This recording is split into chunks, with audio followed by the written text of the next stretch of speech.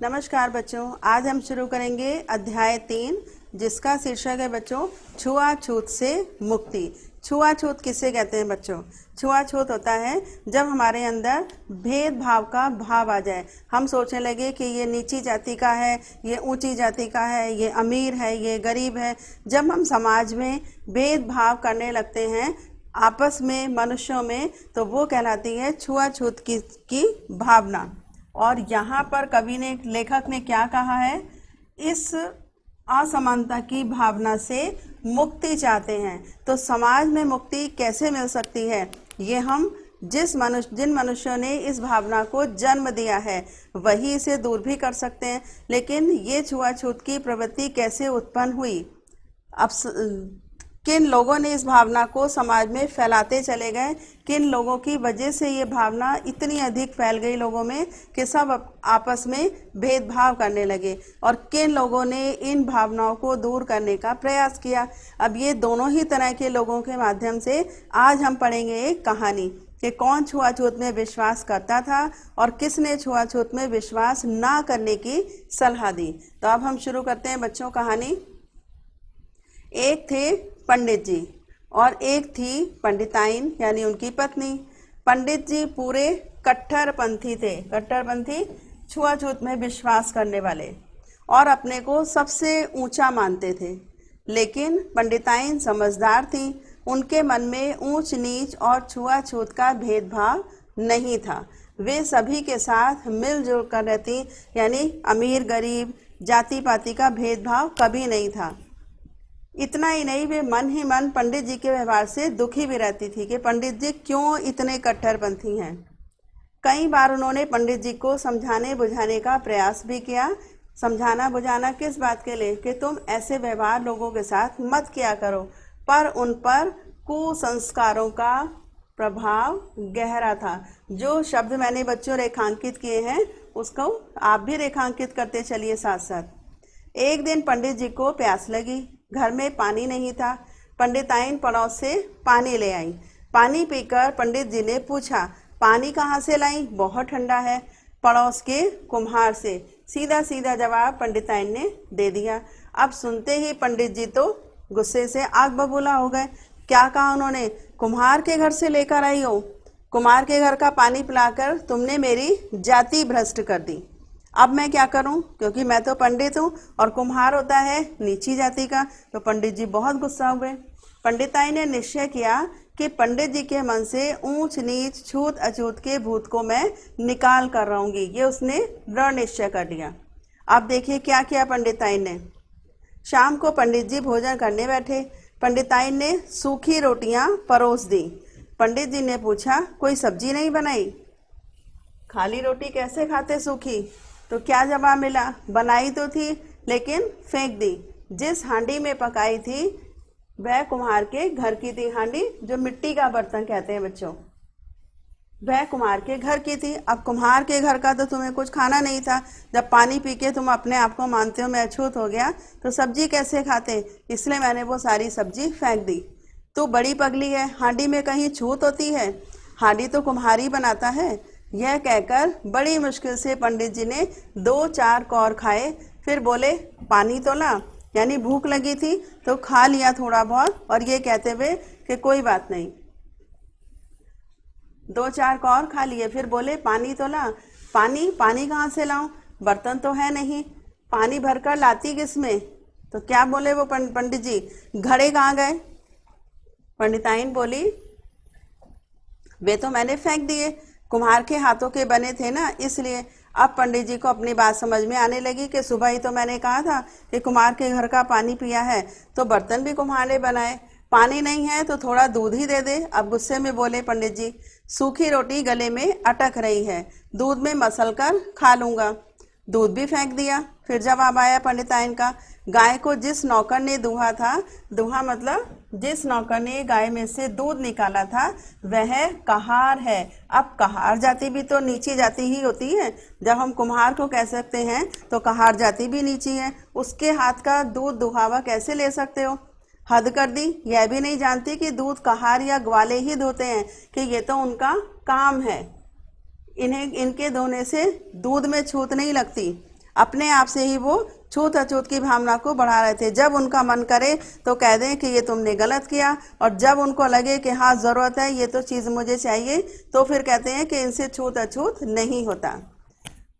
आप क्या कहते हैं? मेरी समझ में नहीं आता, छूत पानी में लगती है, दूध में नहीं, ये कैसे हो सकता है? आपकी यह छूत कैसी है, मैं नहीं समझ पा रही हूँ। ये बात पंडिताई ने साफ साफ कह दिया कि आप कभी कहते हो छूत है और कभी नहीं है, इस चीज़ में है और इसमें नहीं है, मैं कुछ समझ नहीं पा रही। पंडित जी के मन में आया अपना सिर फोड़ लूं या पंडिताइन का। उनका गुस्सा बढ़ता चला जा रहा था, क्योंकि आज ना तो ढंग से खाना खाने को मिला, ना पानी पीने को मिला, और जिस चीज़ की भी वो फरमाइश करते थे पंडिताइन से, वो कुछ ना कुछ बहाना करके टाल देती थी। पर वे पंडिताइन की बुद्धि के कायल हो चुके थे। समझ गए कि पंडिताइन बहुत चालाक है, चतुराई से काम ले रही है, इसलिए शांत होकर बोले, भाई मैं दिन भर का थका मांदा हूँ, तुमसे बहस नहीं करना चाहता, जा आंगन में खाट बिछा दे, यानी मेरे आराम की व्यवस्था कर दे। खाट उस बढ़ई के लड़के ने बुना था, मैंने सोचा आप तो उस पर सोएंगे नहीं, इसलिए उसी को दे दी। अब उसने तीसरी फिर अपनी बात कही कि बढ़ई भी तो नीची जाति का होता है, उसके हाथ की बुनी हुई खाट पर तुम कैसे आराम कर सकते हो? क्या बोले पंडित जी? चल दरी और चादर ही जमीन पर बिछा दे, बड़ी जोर की नींद आ रही है। दरी और चादर भी कहाँ रही कि बिछा दूँ, उन्हें तो मैंने जला डाला। क्यों जला डाला? क्योंकि जो बुनने वाले होते हैं वो भी तो नीची जाति के हैं। सब में आग लगा दी, घर में कुछ बचा भी है? पंडित जी जोर से छींके। अब भूखे पेट और कुछ ना मिलने के कारण उनका पारा तो बिल्कुल हाई होता जा रहा था। गुस्से से आग बबूला होते चले जा रहे थे और समझ भी रहे थे कि पंडिताइन ये जो सब कुछ कर रही हैं इसके पीछे क्या उद्देश्य है, लेकिन अपनी बात से उसको बार बार सहमत करते चले जा रहे थे कि ठीक है, हाँ घर बचा है लेकिन इसे भी तो छोड़ना है। अब पंडिताइन ने क्या जवाब दिया कि सब कुछ तो मैंने जला दिया, अब एक घर बचा है, लेकिन घर हम जला नहीं सकते, इसको छोड़ना पड़ेगा। अब पंडित जी बड़े सख्ते में आ गए, आश्चर्यचकित होकर बोले, क्यों? आखिर यह भी तो राज मजदूरों का बनाया हुआ है। राज मजदूर ये भी तो नीची जाति के ही होते हैं जिन्होंने ये घर बनाया है, तो हम इसमें कैसे रह सकते हैं? सोचती हूँ हम दोनों अभी किसी पेड़ के नीचे रात बिताएं, सुबह होते ही जंगल में या पहाड़ पर चले जाएं, जहाँ भगवान की बनाई कोई कंदरा हो, गुफा, और उसके पास नदी हो, ताकि हमें रहने का स्थान भी मिल जाए और पीने के लिए पानी भी मिल जाए, तो हम भी ऊंची जाति के बने रहेंगे। किसी नीची जाति के व्यक्ति से हमें कोई कम काम करवाना ही नहीं पड़ेगा। अब पंडित जी की बात कुछ समझ में आई। पंडित जी कुछ देर गुमसुम खड़े रहे, गुमसुम चुपचाप, कोई जवाब उनके पास नहीं था। फिर बोले, मेरी नासमझी से सब कुछ गड़बड़ हो रहा है। मैं स्वयं तो दुखी रहता ही था, अपने बुरे व्यवहार से दूसरों को भी दुखी कर देता था। आज पंडित जी को ये बात समझ में आ गई कि जो मैंने अपने मन में ऊंच नीच का भेदभाव, छुआछूत की भावना फैला रखी है, ये गलत है। समाज के सभी लोग कैसे हैं बच्चों? समाज के सभी लोग बराबर हैं। हमें ये ऊंच नीच का भेदभाव नहीं करना चाहिए। कोई किसी से जाति पाति में ऊंचा या नीचा नहीं है। हम सभी को जीने और आराम के लिए तरह तरह के काम चाहिए, जिन्हें करके हम अपनी जीविका चलाते हैं। तो कोई भी काम छोटा बड़ा नहीं है। जो भी काम करता है वो अपनी जीविकोपार्जन के लिए, धन कमाने के लिए और दूसरों की मदद के लिए, समाज की सेवा भी करते हैं। पंडिताइन तुमने मेरी आंखें खोल दी। इतना परेशान होने के बाद आज पंडित जी की समझ में आ गया कि जो ऊंच नीच का भेदभाव, जो छुआछूत का भाव हम फैलाते हैं, ये गलत है। तो देखा पंडिताइन ने कितनी चतुराई से पंडित जी की आंखें खोल दी। अब आज समाज में धीरे धीरे हम यही देखते हैं कि बहुत किसी हद तक छुआछूत की भावना, ऊंच नीच की भावना समाप्त होती चली जा रही है। किस लिए? क्योंकि आज शिक्षित लोग ज़्यादा हैं, समझदार लोग हैं, बुद्धिमान लोग हैं। वो समझने लगे हैं कि सभी मनुष्य बराबर हैं। तो चलिए अब शुरू करते हैं बच्चों। अभ्यास प्रश्न। सही विकल्प के सामने सही का चिन्ह लगाइए। पंडित जी को राह पर लाने के लिए पंडिताइन ने क्या निश्चय किया? पंडित जी के मन से ऊंच नीच व छुआछूत का भाव मिटाने का, कि मैं ये इनके मन से भाव निकाल कर ही रहूँगी। पंडिताइन पीने के लिए पानी कहाँ से लाई थी? कुम्हार के घर से। शाम के भोजन में पंडिताइन ने पंडित जी को क्या परोसा था? केवल सूखी रोटियां। अंत में पंडित जी ने पंडिताइन से क्या कहा? तुमने मेरी आंखें खोल दी।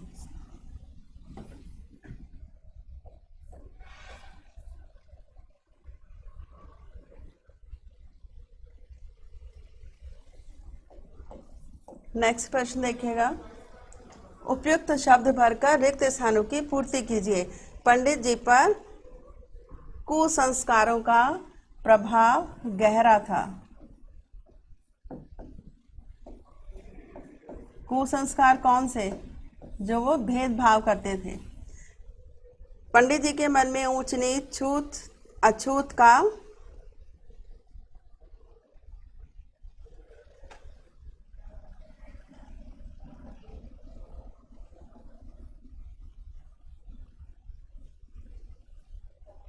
भेदभाव था।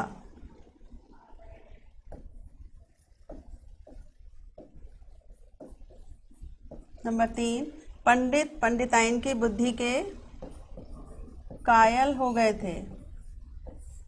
कंदरा और नदी किसने बनाए हैं? भगवान ने बनाए हैं। समाज के सभी लोग बराबर हैं। निम्नलिखित प्रश्नों के उत्तर दीजिए। पंडित जी कैसे व्यक्ति थे? कट्टरपंथी थे। पंडिताइन कैसी महिला थी? वो बहुत सरल स्वभाव की थी, सबके साथ वो समान व्यवहार करती थी। पंडिताइन क्यों दुखी रहती थी? क्योंकि वो पंडित जी की इस छुआछूत की आदत से बहुत अधिक परेशान थी। उनके कारण लोग दुखी होते थे। पंडित को पंडिताइन पर क्रोध क्यों आया? क्योंकि पंडित जी जिस चीज़ को भी मांग रहे थे, पंडिताइन उसे ये कहकर नहीं देती थी कि ये तो नीची जाति के व्यक्ति ने बनाया है। पंडिताइन ने पंडित जी को सूखी रोटियां क्यों परोसी? क्योंकि जिस हांडी में उन्होंने सब्जी बनाई थी वो मिट्टी की बनी हुई थी, कुम्हार के घर की थी, इसलिए इन्होंने उस सब्जी को फेंक दिया था। पंडिताइन ने बढ़ई के लड़के को खाट क्यों दे दी? क्योंकि वो भी नीची जाति के माने जाने वाले किसने बनाई थी? खाट बनाने वाले ने। उसको नीची जाति का माना जाता है। पंडित को उन्होंने बता दिया कि ये बढ़ई ने खाट बनाई है और ये नीची जाति का है, इसलिए खाट मैंने उसे ही दे दी। पंडिताइन ने घर की सभी चीज़ें क्यों फेंक दी? क्योंकि घर की सभी चीज़ें बनाने वाले किसी न किसी नीची जाति को में रहने वाले लोग थे। नीची जाति जिनको पंडित जी कहते थे कि ये नीची जाति के हैं, इसलिए उन्होंने धीरे धीरे हर सामान को उन्होंने फेंक दिया। हमारी दुनिया में विविध धर्मों, जातियों, रंगों तथा देशों में लोग बटे हैं, फिर भी उनमें क्या समानता है? सब बराबर हैं। कोई ऊंचा नीचा नहीं है। सब एक दूसरे की मदद करने के लिए ही बने हैं। सब एक दूसरे की मदद करते हैं। तो उनमें क्या समानता है बच्चों? कि सब बराबर हैं। तो ये था हमारा आज का अध्याय। पढ़ने के बाद बच्चों हमें क्या पता लगा? कि सब मनुष्य बराबर हैं। कोई काम छोटा बड़ा नहीं होता। हर कोई समाज में एक दूसरे की मदद करता है। हमें सभी को समान समझना चाहिए। तो ये था बच्चों आज का अध्याय। कल फिर मिलेंगे एक नए अध्याय के साथ। तब तक के लिए हैप्पी लर्निंग।